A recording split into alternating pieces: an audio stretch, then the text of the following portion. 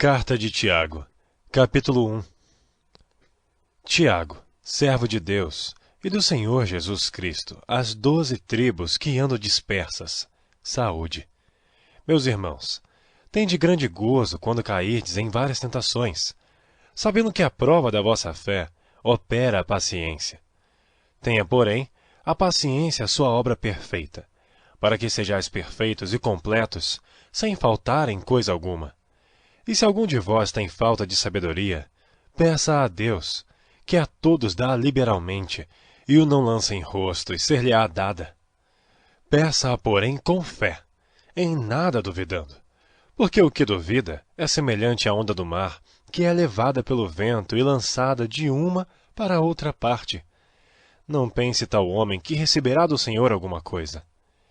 O homem de coração dobre é inconstante em todos os seus caminhos. Mas glorie-se o irmão abatido na sua exaltação, e o rico em seu abatimento, porque ele passará como a flor da erva. Porque sai o sol com ardor, e a erva seca, e a sua flor cai, e a formosa aparência do seu aspecto perece. Assim se murchará também o rico em seus caminhos. Bem-aventurado o homem que suporta a tentação, porque quando for provado, receberá a coroa da vida, a qual o Senhor tem prometido aos que o amam. Ninguém, sendo tentado, diga, de Deus sou tentado, porque Deus não pode ser tentado pelo mal, e a ninguém tenta.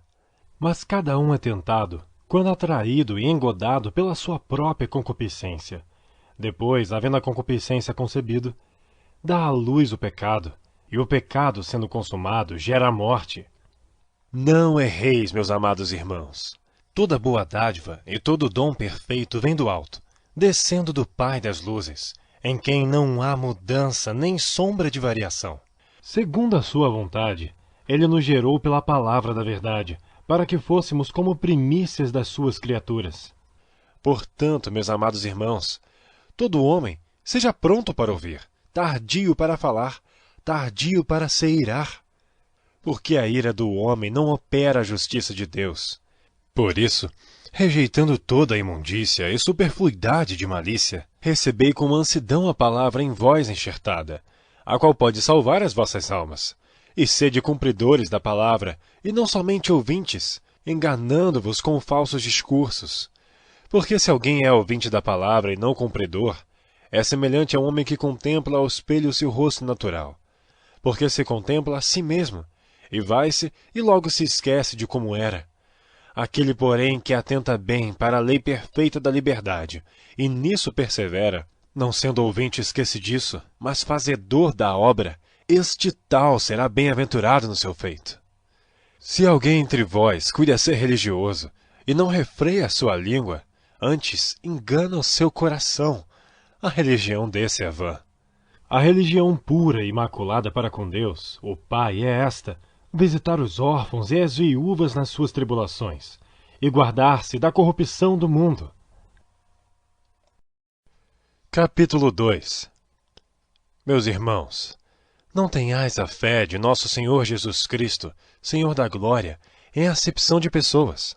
Porque se no vosso ajuntamento entrar algum homem com anel de ouro no dedo, com trajes preciosos, e entrar também algum pobre, com sórdido traje, e atentardes para o que traz o traje precioso, lhe disserdes, assenta-te tu aqui num lugar de honra, e disserdes ao pobre, tu, fica aí em pé, ou assenta-te abaixo do meu estrado. Porventura não fizeste distinção entre vós mesmos, e não vos fizeste juízes de maus pensamentos? Ouvi, meus amados irmãos. Porventura não escolheu Deus aos pobres deste mundo para serem ricos na fé e herdeiros do reino que prometeu aos que o amam? Mas vós desonrastes o pobre. Porventura não vos oprimem os ricos, e não vos arrastam aos tribunais? Porventura não blasfemam eles o bom nome que sobre vós foi invocado? Todavia, se cumprirdes conforme a Escritura, a lei real, amarás a teu próximo como a ti mesmo, bem fazeis. Mas, se fazeis acepção de pessoas, cometeis pecado, e sois redarguidos pela lei como transgressores. Porque qualquer que guardar toda a lei e tropeçar em um só ponto, tornou-se culpado de todos. Porque aquele que disse, Não cometerás adultério, também disse, não matarás. Se tu, pois, não cometeres adultério, mas matares, estás feito transgressor da lei. Assim falai e assim procedei, como devendo ser julgados pela lei da liberdade. Porque o juízo será sem misericórdia sobre aquele que não fez misericórdia, e a misericórdia triunfa do juízo.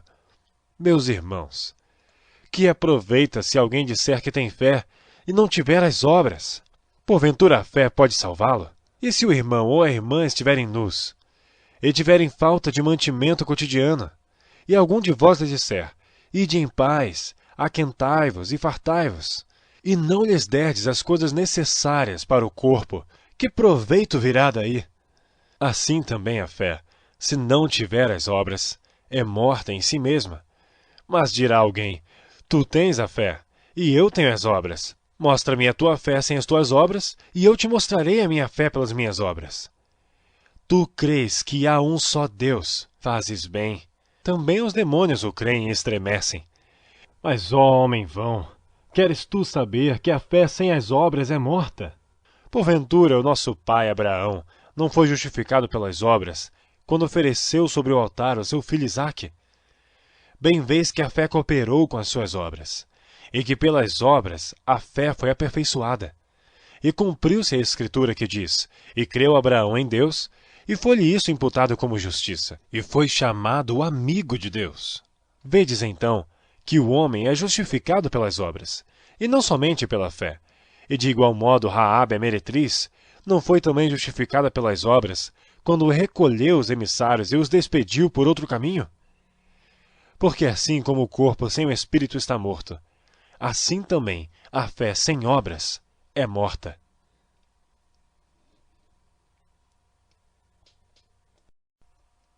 Capítulo 3. Meus irmãos, muitos de vós não sejam mestres, sabendo que receberemos mais duro juízo, porque todos tropeçamos em muitas coisas. Se alguém não tropeça em palavra, o tal é perfeito, e poderoso para também refrear todo o corpo. Ora, nós pomos freio nas bocas dos cavalos, para que nos obedeçam, e conseguimos dirigir todo o seu corpo. Vede também as naus, que sendo tão grandes e levadas de impetuosos ventos, se viram com um bem pequeno leme, para onde quer a vontade daquele que os governa. Assim também a língua é um pequeno membro, e gloria-se de grandes coisas. Vede com grande bosque um pequeno fogo incendeia. A língua também é um fogo, como um mundo de iniquidade. A língua está posta entre os nossos membros, e contamina todo o corpo, e inflama o curso da natureza, e é inflamada pelo inferno. Porque toda a natureza, tanto de bestas feras, como de aves, tanto de répteis como de animais do mar, se amansa e foi domada pela natureza humana. Mas nenhum homem pode domar a língua. É um mal que não se pode refrear. Está cheia de peçonha mortal. Com ela bendizemos a Deus e Pai, e com ela amaldiçoamos os homens, feitos à semelhança de Deus. De uma mesma boca procede bênção e maldição. Meus irmãos, não convém que isto se faça assim. Porventura deita alguma fonte de um mesmo manancial água doce e água amargosa? Meus irmãos, pode também a figueira produzir azeitonas, ou a videira figos? Assim tampouco pode uma fonte dar água salgada e doce. Quem dentre vós é sábio e entendido? Mostre pelo seu bom trato as suas obras em mansidão de sabedoria. Mas se tendes amarga inveja e sentimento faccioso em vosso coração, não vos glorieis nem mentais contra a verdade. Essa não é a sabedoria que vem do alto, mas é terrena, animal e diabólica. Porque onde há inveja e espírito faccioso, aí há perturbação e toda a obra perversa. Mas a sabedoria que do alto vem é primeiramente pura, depois pacífica, moderada, tratável, cheia de misericórdia e de bons frutos, sem parcialidade e sem hipocrisia. Ora, o fruto da justiça semeia-se na paz, para os que exercitam a paz.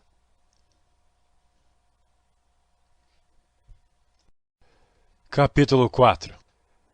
De onde vêm as guerras e pelejas entre vós?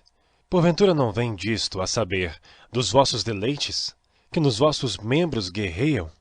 Cobiçais, e nada tendes. Matais, e sois invejosos. e nada podeis alcançar. Combateis e guerreais, e nada tendes, porque não pedis. Pedis e não recebeis, porque pedis mal, para o gastardes em vossos deleites. Adúlteros e adúlteras! Não sabeis vós que a amizade do mundo é inimizade contra Deus? Portanto, qualquer que quiser ser amigo do mundo, constitui-se inimigo de Deus. Ou cuidais vós, que em vão diz a Escritura, o Espírito que em nós habita tem ciúmes. Antes, ele dá maior graça.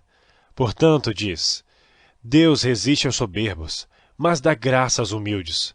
Sujeitai-vos, pois, a Deus, resisti ao diabo, e ele fugirá de vós. Chegai-vos a Deus, e ele se chegará a vós. Alimpai as mãos, pecadores. E vós, de duplo ânimo, purificai os corações. Senti as vossas misérias, e lamentai e chorai. Converta-se o vosso riso em pranto, e o vosso gozo em tristeza.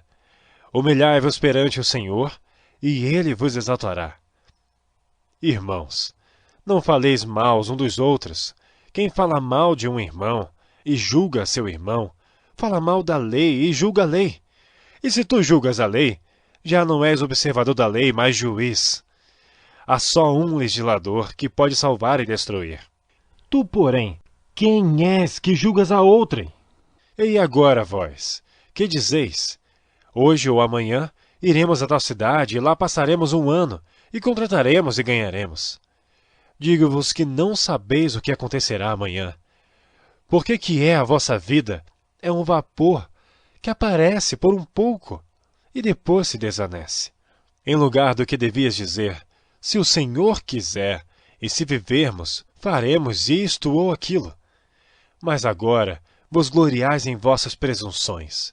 Toda glória tal como esta é maligna. Aquele, pois, que sabe fazer o bem e não o faz, comete pecado.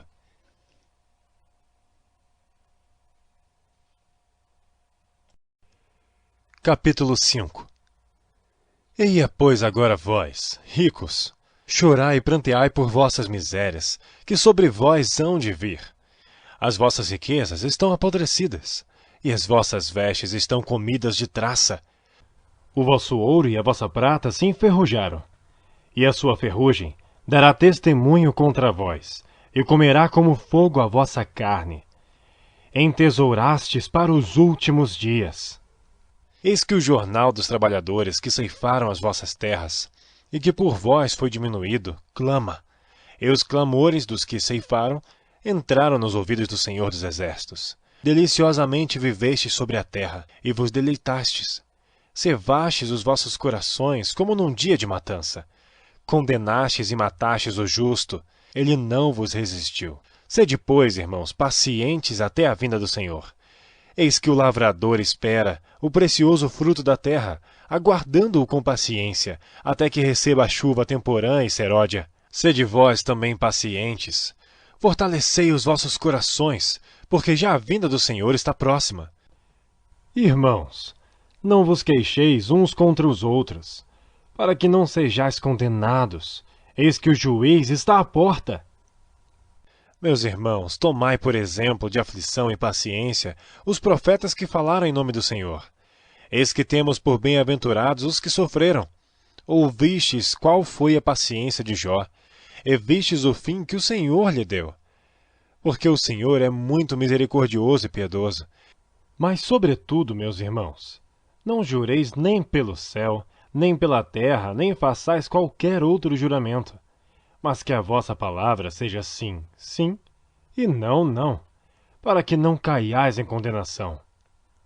Está alguém entre vós aflito? Ore. Está alguém contente? Cante louvores. Está alguém entre vós doente? Chame os presbíteros da igreja e orem sobre ele, ungindo-o com azeite em nome do Senhor. E a oração da fé salvará o doente, e o Senhor o levantará. E se houver cometido pecados, ser-lhe-ão perdoados. Confessai as vossas culpas uns aos outros, e orai uns pelos outros para que sareis. A oração feita por um justo pode muito em seus efeitos. Elias era homem sujeito às mesmas paixões que nós, e orando, pediu que não chovesse, e por 3 anos e 6 meses não choveu sobre a terra, e orou outra vez, e o céu deu chuva, e a terra produziu o seu fruto. Irmãos, se algum dentre vós se tem desviado da verdade, e alguém o converter, saiba que aquele que fizer converter do erro do seu caminho um pecador, salvará da morte uma alma, e cobrirá uma multidão de pecados.